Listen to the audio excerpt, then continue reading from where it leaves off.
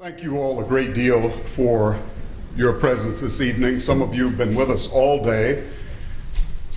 This morning we were treated to an exceptional press conference and a presentation on the rather exceptional capacity of the Woodruff Library and the Martin Luther King collection that now we announce will be available for public engagement.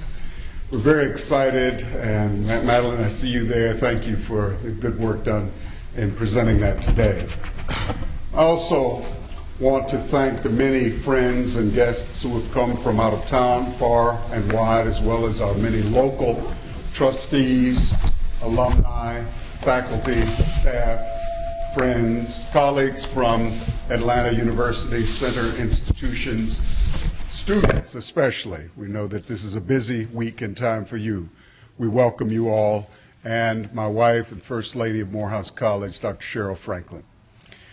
It's a special honor to gather this night for the first inaugural lecture and to hear what will be, I think, a challenging and inviting engagement with the life and the ideas of Dr. King. I also note that Dr. Walter Earl Fluker, whom you see listed on the program, who will not provide the introduction. We're offering him a bit of mercy this evening. He just arrived from international travel. His plane was delayed. We made appropriate accommodations, and then at the 11th hour, he literally walked through the door. So we welcome you back. You were in our thoughts and prayers as you traveled in the Salzburg Institute in Austria. It's my pleasure now to introduce Dr. Preston King, one of the nation's leading public intellectuals, a friend and a colleague of the Morehouse College faculty and community, and I look forward to your remarks and to the sparkling conversation that will follow. Dr. King.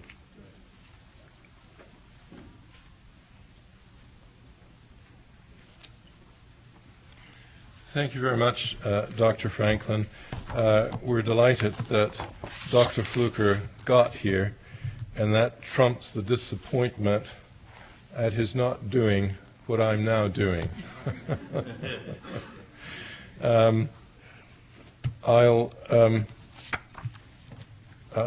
delighted to be able to introduce Dr. Clayborne Carson, who has devoted his professional life to the study of Martin Luther King, Jr., and indeed of the movements inspired by him.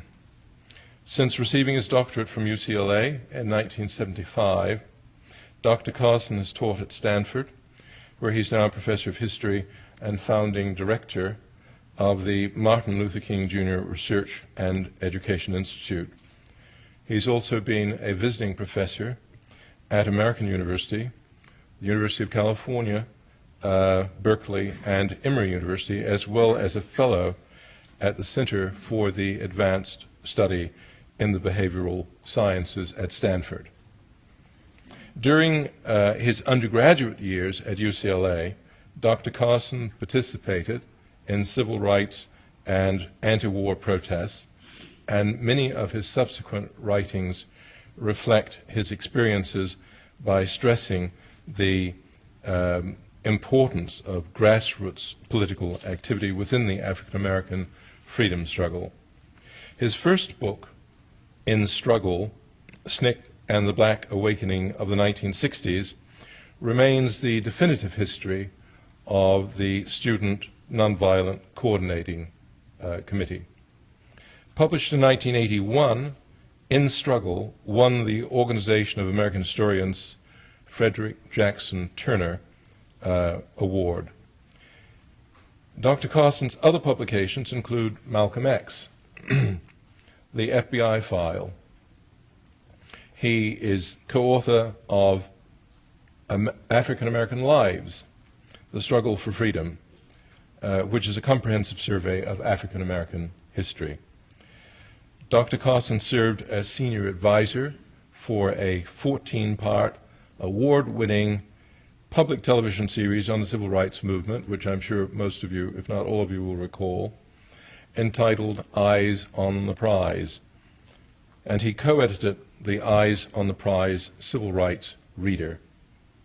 In addition, he served as historical advisor for Freedom on My Mind, which was nominated for an Oscar in 1995, as well as for Chicano, Blacks and Jews, Citizen King, Negroes with Guns, Rob Williams and Black Power, and Have You Heard from Johannesburg? This was a multi-part documentary about the international campaign against apartheid in South Africa. Well, you can imagine how pleased and honored we are by the presence of so distinguished a scholar as Dr. Carson, writing, working, laboring on a topic so true to all our hearts as that of a former graduate of Morehouse, Dr. Martin Luther King, Jr. I'd like for you to join me in welcoming Dr. Carson to us this evening.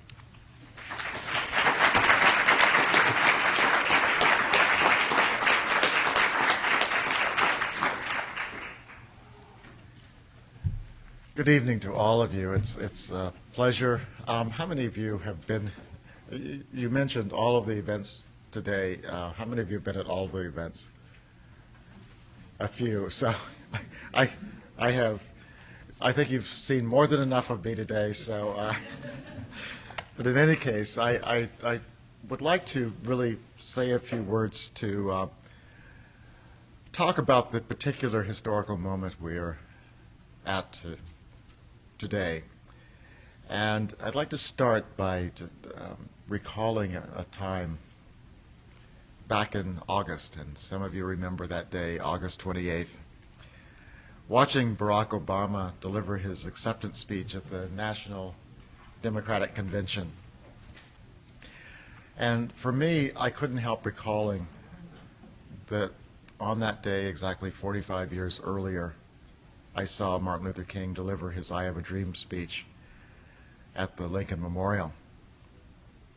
And I was 19 at the time, and I had no idea that his 16-minute speech would significantly alter the course of my life. And furthermore, that it would rank as one of the greatest speeches in American history. And I wondered at the time of Obama's speech whether his speech might similarly alter the lives of especially the young men and women who watched him deliver that speech in the Denver Stadium. Now, on one level, the connection between Obama and King is obvious. Both are African Americans who have used eloquence to gain extraordinary prominence and influence.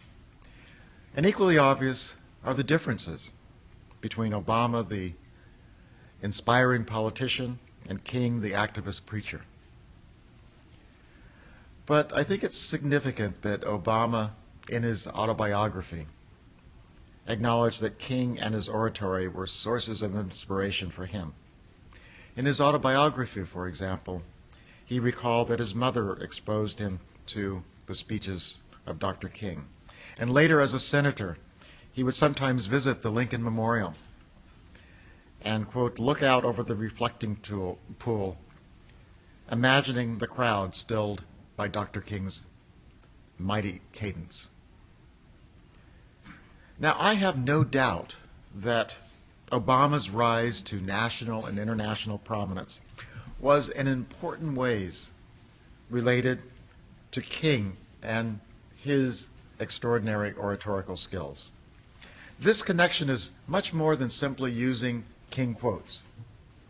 I think all of you are aware that the judicious use of quotations, I've done it myself, is part of effective speech making.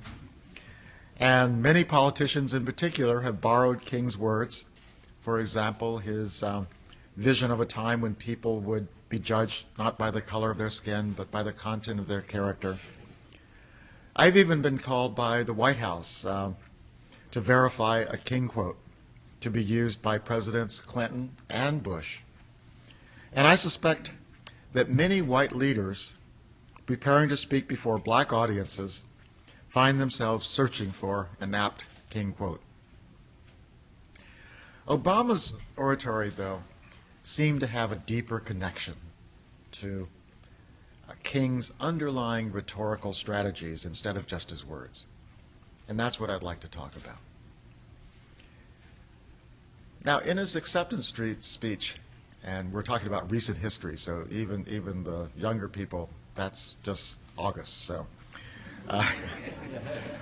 Obama waited until the conclusion before referring obliquely somewhat to King's oration. But the main portion of his speech was characteristically lucid and certainly uplifting for the 80,000 supporters who attended that special convention session. But in my opinion, it lacked the metaphorical richness and intellectual depth that I associated with King's or Obama's best speeches. Instead, it consisted mainly of earnest statements of appreciation to just about everybody who helped get him to that point, and routine reiterations of his basic campaign theme. And I'll just quote, "Change happens because the American people demand it, because they rise up and insist on new ideas and new leadership, a new politics for a new time." Only as Obama turned from partisan politics to his overriding theme of overcoming the nation's divisions did he, in my opinion, transcend the transitory partisan concerns of the moment. It was then that he turned to King's 1963 speech and adapted King's ideas for his own purposes. It became quite clear that Obama spoke for a generation that understood King not as the controversial dissenter I had seen in the flesh, but as the revered national icon he would become after his assassination. A measure of the transformation of American racial thought since King's death was Obama's confidence that Americans of all races would accept his linkage of King, and I'm quoting from Obama, with that American spirit, that American promise that pushes us forward even when the path is uncertain, that binds us together in spite of our differences.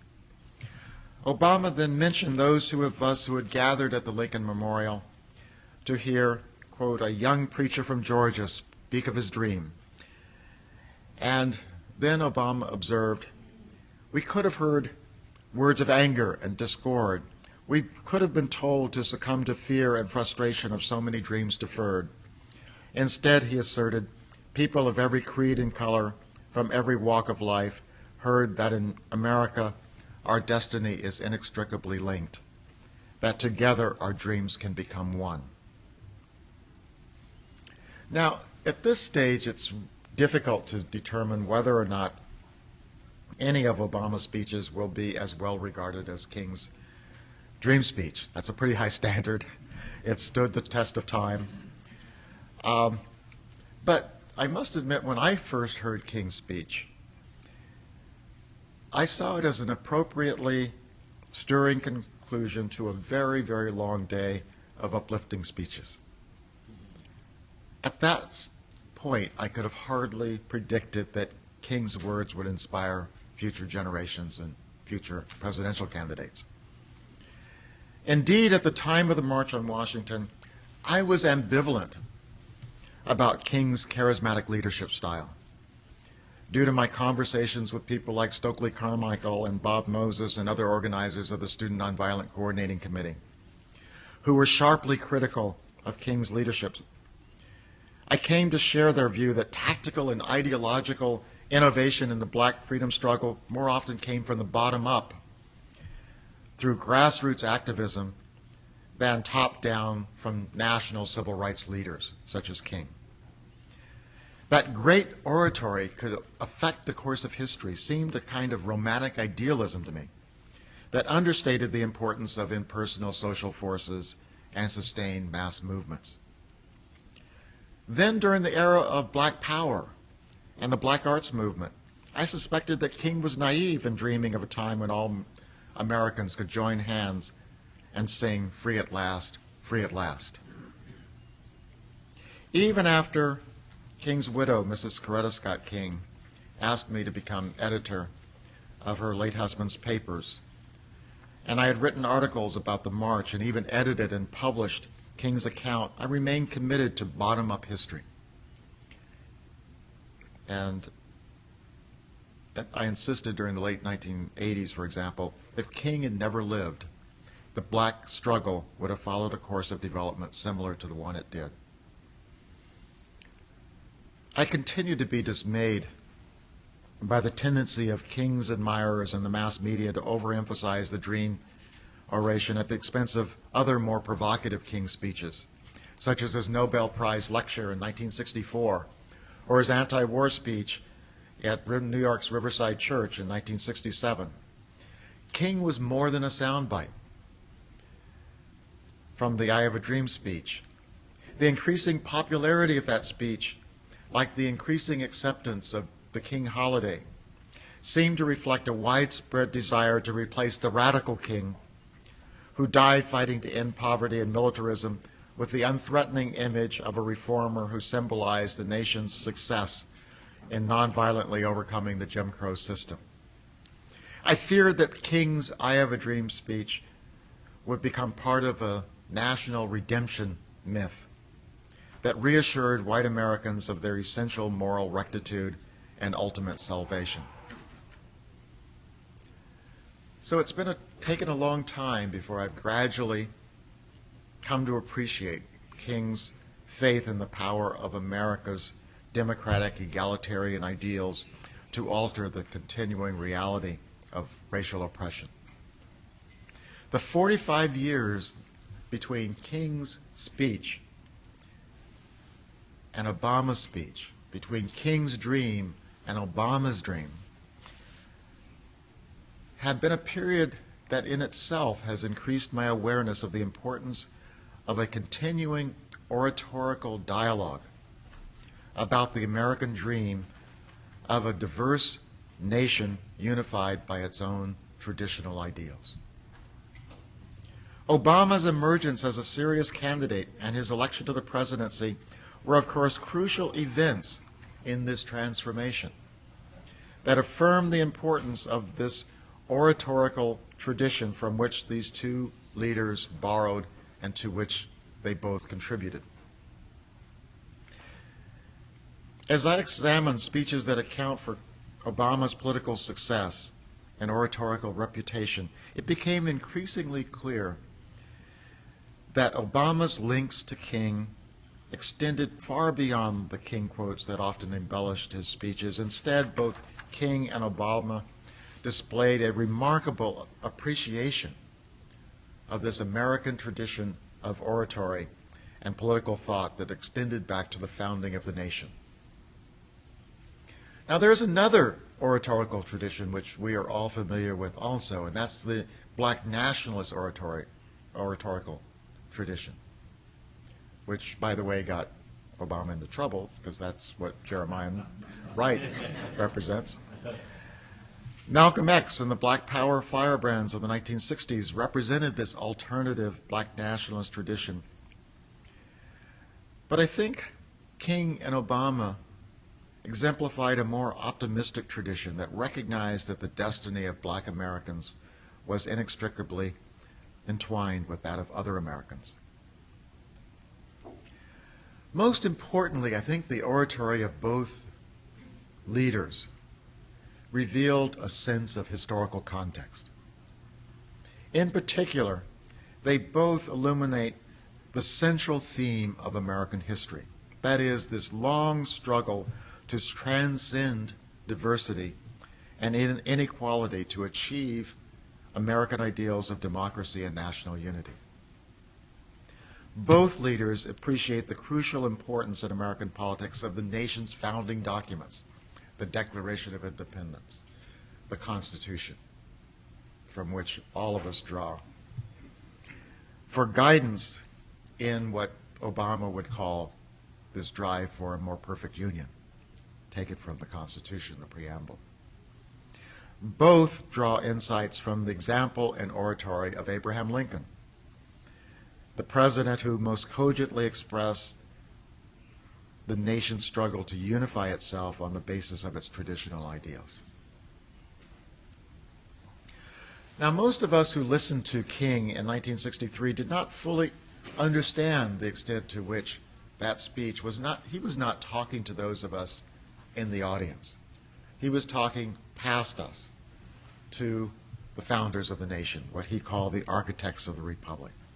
He was talking to Lincoln in that oblique reference right at the beginning when he says, talks about Lincoln signing of the Emancipation Proclamation. And he mentions 50 years ago. And of course, a reference to the Gettysburg Address. And he says that Lincoln's executive order was a great beacon of light of hope to millions of slaves, but a century later, the Negro is still not free. And he used that metaphor of the promissory note to depict the March on Washington as a challenge to those architects of the Republic, to live up to the principles expressed in the Declaration of Independence. This note was a promise, he said, that all men, yes, black men as well as white men, would be guaranteed the unalienable rights of life, liberty, and the pursuit of happiness. He criticized the nation for defaulting on the note. America has given the Negro people a bad check. But he affirmed the importance of appealing to the nation's ideals. We refuse to believe, he said, that there are insufficient funds in the great vaults of opportunity in this nation. So his oratorical effectiveness derived from his ability to use his speech to inspire black Americans by linking their aspirations to the democratic ideals that were shared by Americans of all races.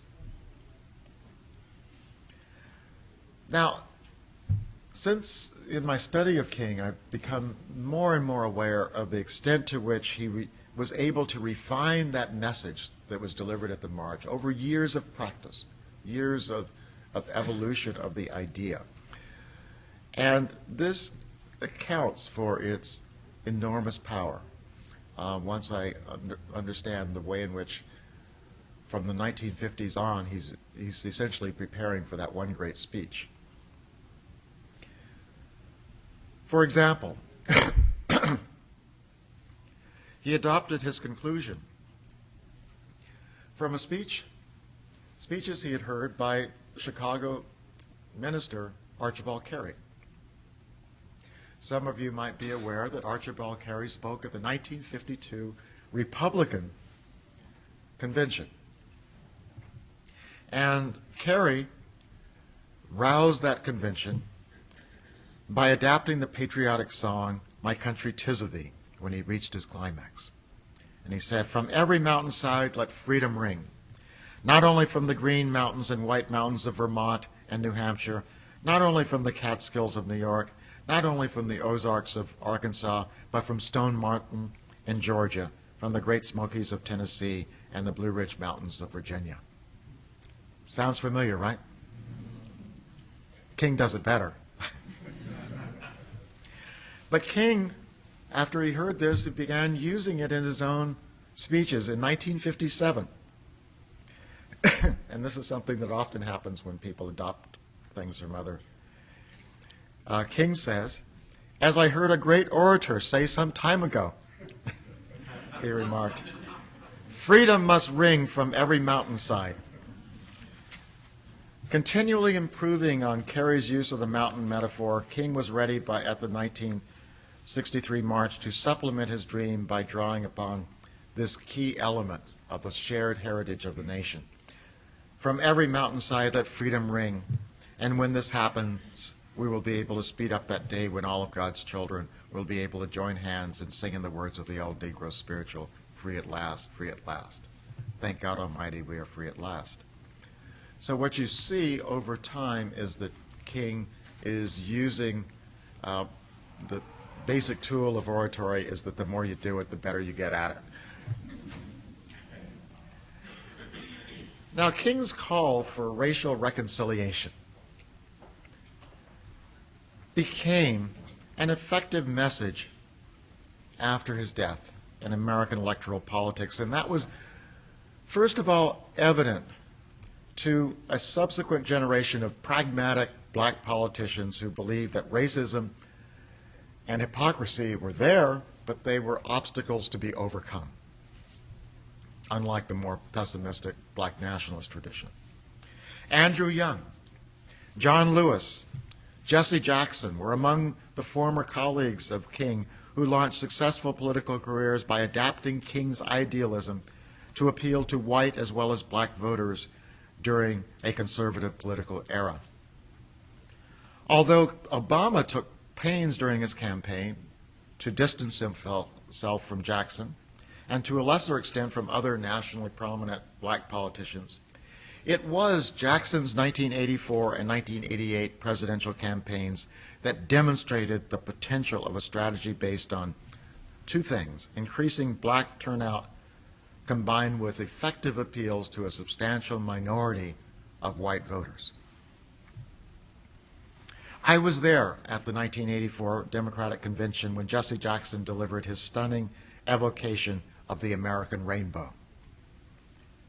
Our flag is red, white, and blue, but our nation is a rainbow: red, yellow, black, brown, and white. We are all precious in God's sight. Obama was only 23 when Jackson delivered his speech. He burst onto the national political scene 20 years later, again at the Democratic Convention, when he issued a very similar call to Jackson's at the 2004 Democratic Convention. There is not a black America, a white America, and a Latino America, and an Asian America. There is the United States of America.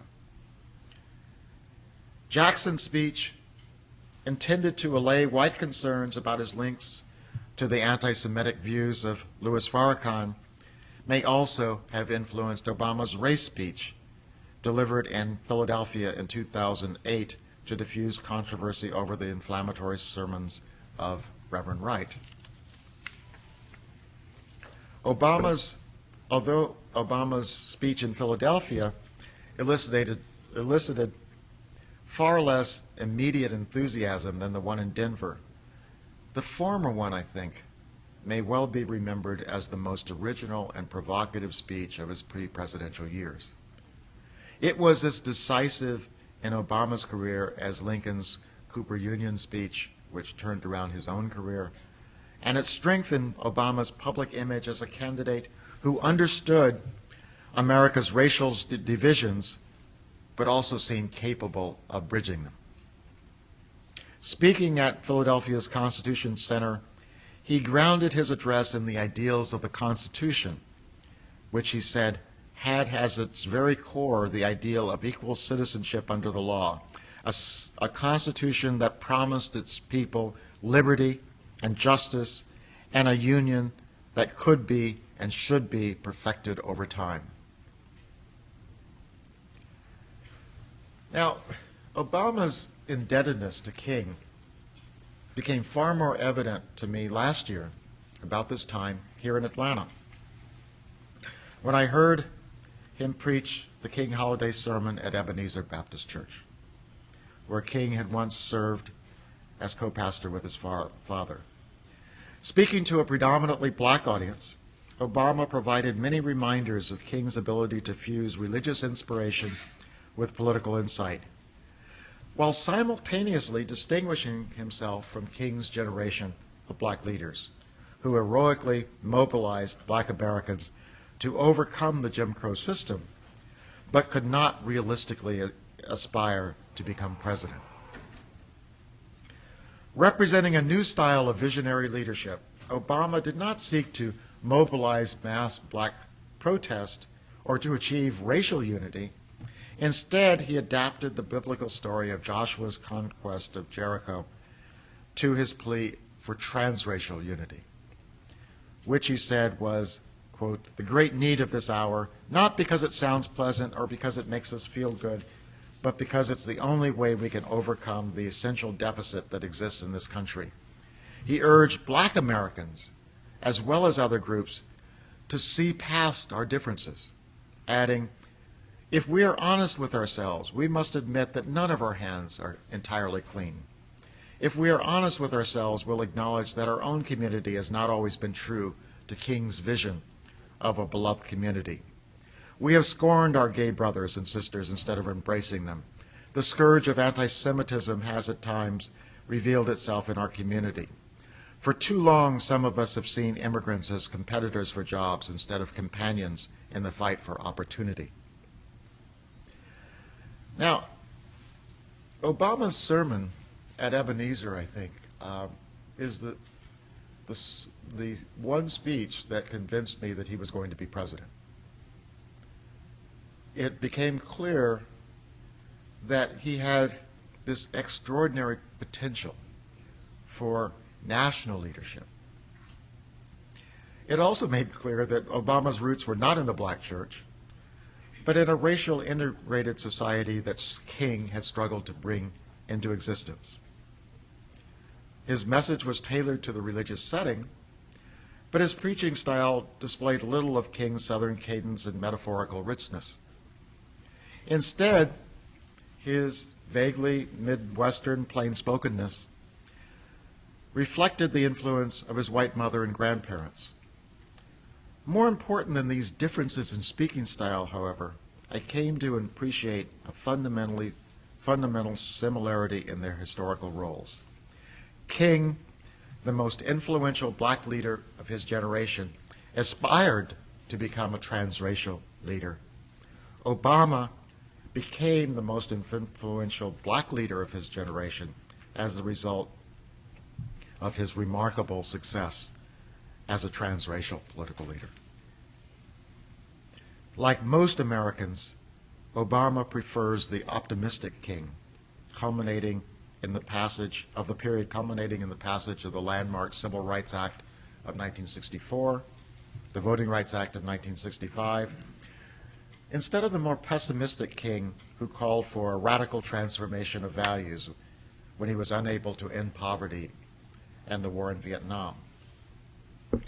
Obama's promise of change you can believe in recalls King's overriding faith expressed most compellingly in that 63 speech in the ultimate triumph of good over evil.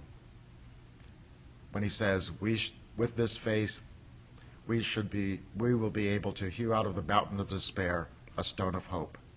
With this faith, we will be able to transform the jangling discords of our nation into a beautiful symphony of brotherhood. King's faith had become ever stronger during the 50s and early 60s as the global struggle against colonialism and racial discrimination achieved its most notable victories. Even as the Montgomery bus boycott reached a successful conclusion, he saw himself as privileged to live in one of the most momentous periods in human history, when the old order of colonialism and imperialism was passing away and the new order of freedom and justice was coming into being. Now, Obama, as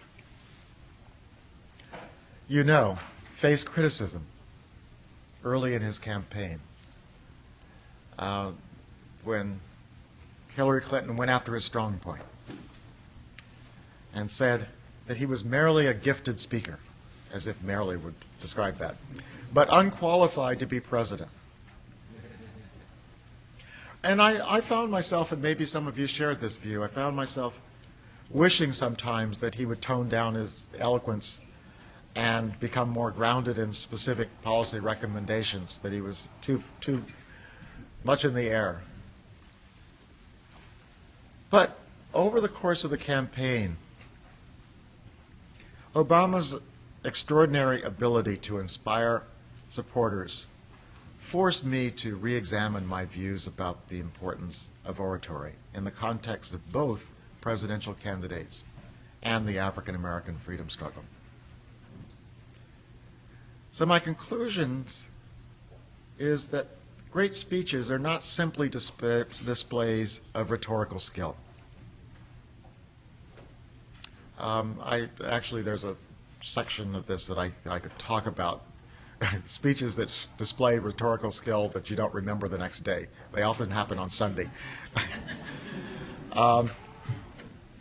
Instead, they can be uniquely insightful expressions of a historical moment. Now, talented orators have greater control over delivery and content than over history. Some speeches have unrealized potential for greatness, while others have a greatness that is initially unrecognized. Lincoln's brief remarks at Gettysburg in 1863 initially failed to attract much notice.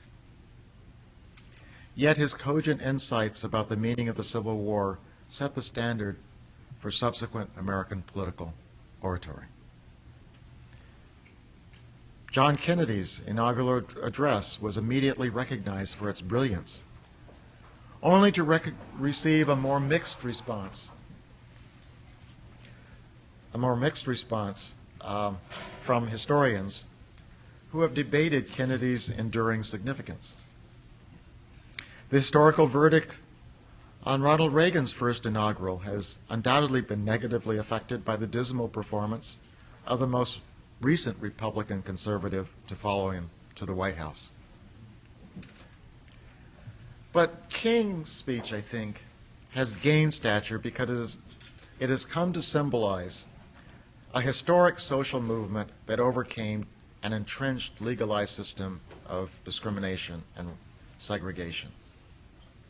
His speech didn't cause the passage of landmark civil rights legislation, but it did come to be seen as the most cogent reflection of an enduring shift in American attitudes regarding race relations and the concept of civil rights. Both King and Obama possess a historical awareness then that enables them to speak about contemporary issues in the context of timeless shared ideals of Americans of all races.